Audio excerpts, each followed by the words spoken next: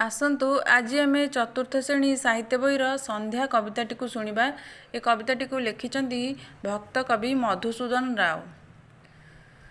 अस्त हेले दिन मणि दिन हेला शेष, आशई रजनी राणी धरी कला बेश। संध्या हेला बोली पक्षी गण, राब देई जेझा बासे करंती गमन। धूଳି उड़ाईन दांडे करी हंबारणी, जाउछंती गोरु पल गोठरु बाहुड़ी। हल काम सारी चषा महा आनंदरे, नाना रंगे गीत गाई बाहुड़ई घरे।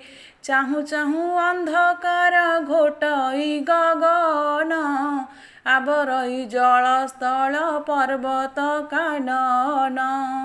रत्न दीपावली प्राय तारा कोटि कोटि, जलुछंती आकाशरे होई गोटी गोटी।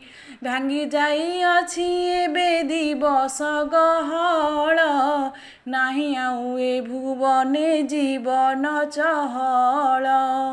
दिन श्रम अन्ते बसी निज निज घरे, विश्राम लोड़ंती सर्वे आकुल अंतरे। धीरे आसुअछि निद्रा नर नारी गण, ताहार परसे एबे मुजिबे नयन।